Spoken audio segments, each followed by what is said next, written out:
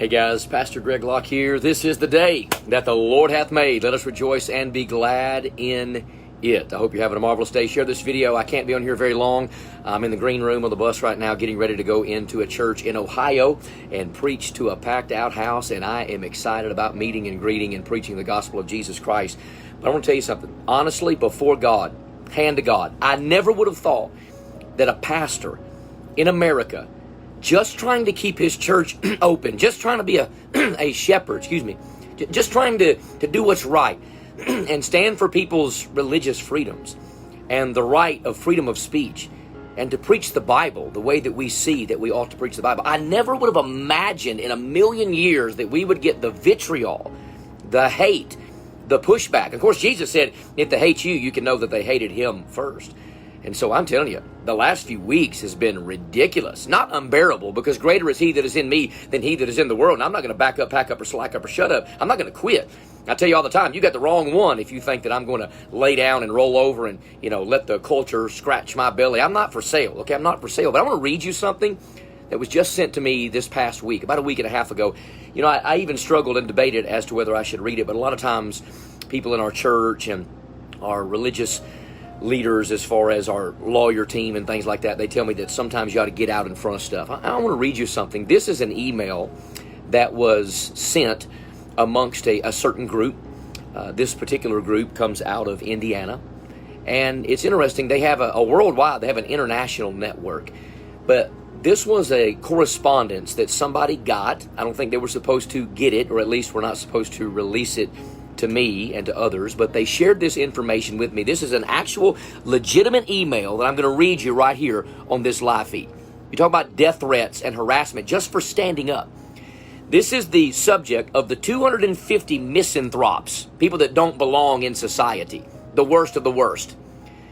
This is the list of the 250 biggest misanthropes. I'll tell you honestly, for many of them, only a removal would actually help. That's what you do with dangerous animals that get too close to the settlements.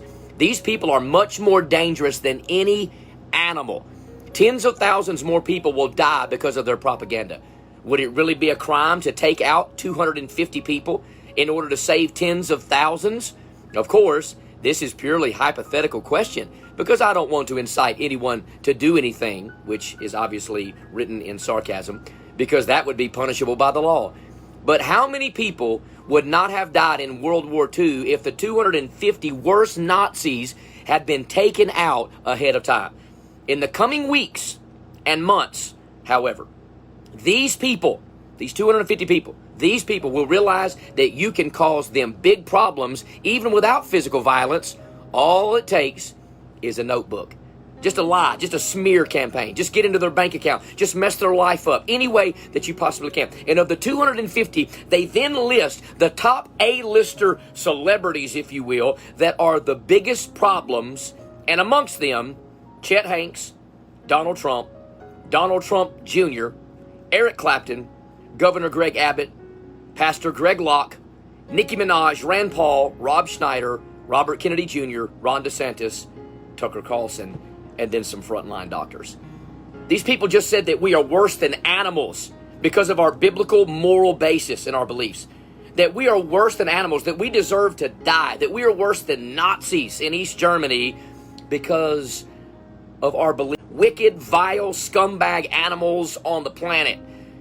And they put a pastor right in the middle of them simply because I've tried to... Even to share the gospel getting very harder, there's a personal attacks. Some people simply don't like it. And even the idea of bringing the gospel. And as Pastor Greg, I agree with him on many things, when it comes to that. We have to be bold. We have to be strong. We have to be courageous. We have to be confident. We have to be,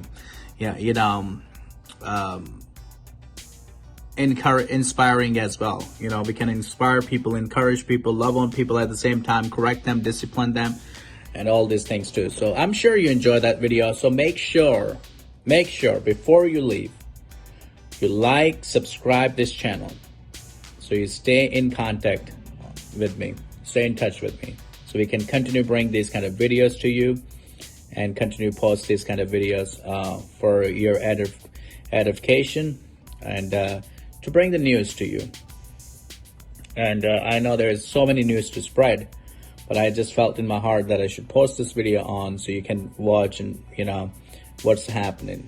You know, pastors shouldn't be receiving that threats and shouldn't be added into the list of another celebrities to be on the hit list. So thank you so much, guys, and blessings to you. Have a good day.